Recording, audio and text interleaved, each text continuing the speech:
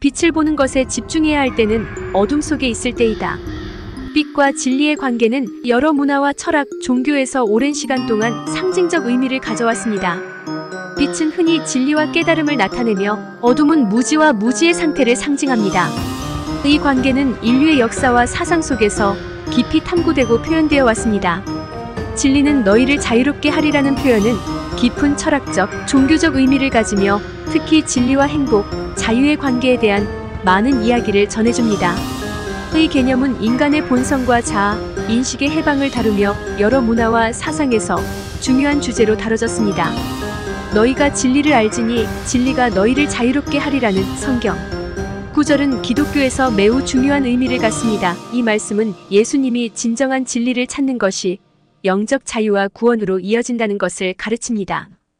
여기서 진리는 단순한 사실의 나열이 아니라 인간의 영혼을 묶고 있는 죄와 거짓에서 해방시키는 신적 깨달음과 사랑을 의미합니다. 기독교 전통에서는 진리를 깨닫는 것은 단순히 지식을 얻는 것이 아니라 삶의 올바른 방향을 이해하고 하나님과의 깊은 관계를 통해 내적 평화와 영원한 행복을 찾는 것입니다. 의는 신앙의 실천을 통해 자신을 속박하는 두려움, 죄, 무지에서 벗어나는 과정으로 해석됩니다. 소크라테스와 플라톤은 진리를 탐구하고 진정한 지혜를 얻는 것이 인간의 행복을 위한 핵심 요소라고 믿었습니다. 그들에게 진리란 단순히 지식을 넘어 도덕적이고 실질적인 진실을 의미하며 그 진실은 인간의 마음을 정화하고 자유로운 삶을 가능하게 합니다.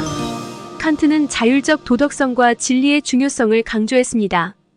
그는 인간이 이성적 존재로서 진리를 깨닫고 자신의 삶의 주체가 될 때 비로소 진정한 자유를 얻는다고 주장했습니다. 이러한 진리는 도덕적 법칙에 따라 행동하고 자신을 속박하는 외부의 영향에서 벗어나는 것을 의미합니다. 심리학에서는 자신의 내면적 진리를 깨닫고 이에 맞게 사는 것이 행복의 열쇠라고 강조합니다. 진실된 삶을 사는 것은 자기 자신과의 정직한 관계를 바탕으로 하며 의는 자신의 감정, 욕구, 가치관을 왜곡하지 않고 받아들이는 것을 포함합니다. 이로써 사람은 타인의 기대나 사회적 규범의 속박에서 벗어나 자유로운 삶을 누릴 수 있습니다. 진리를 추구하는 것은 때로 억압과 불의에 맞서 싸우는 것을 의미합니다. 역사적으로 사회운동과 혁명은 진리를 드러내고 사람들을 자유롭게 하기 위한 노력이었습니다. 현대 민주주의 사회에서 진리를 알 권리는 매우 중요한 가치로 간주됩니다. 의는 개인이 정보를 접하고 사실을 파악함으로써 자유로운 판단을 내릴 수 있게 하며 전체 사회의 건강과 발전에 기여합니다. 진리는 내면의 자유로 이어지며 사람은 진리를 깨달을 때 무지와 편견, 두려움에서 벗어날 수 있습니다. 불교에서는 깨달음을 통해 고통에서 벗어나 해탈을 경험한다고 이야기합니다.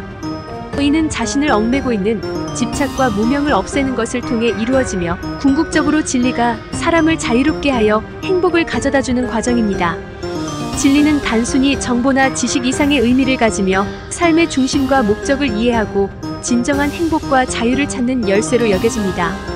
진리를 깨달을 때 사람은 무지와 속박에서 벗어나 자신과 세상을 보다 깊이 이해하고 조화로운 삶을 살게 됩니다. 고대 그리스 철학자 플라톤은 그의 저서 국가에서 동굴의 비유를 통해 빛과 진리의 관계를 설명했습니다. 이 비유에서 동굴 속에 갇힌 사람들은 벽에 비친 그림자만을 진실로 여기지만 동굴 밖으로 나와 빛을 마주한 사람은 진정한 실제를 보게 됩니다. 여기서 빛은 진리를 깨닫고 인식을 확장하는 과정의 상징으로 사용됩니다.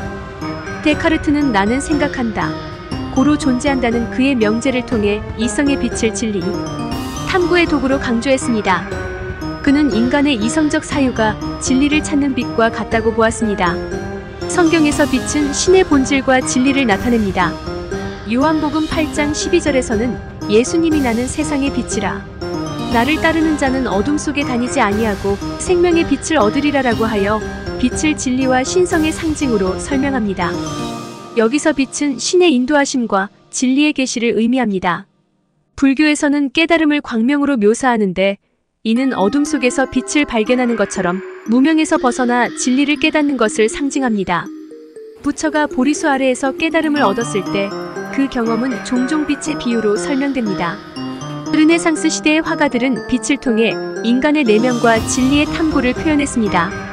레오나르도 다 빈치와 같은 예술가들은 빛과 그림자를 활용하여 작품 속 인물들의 깊이 있는 감정과 진리를 추구하는 모습을 그려냈습니다.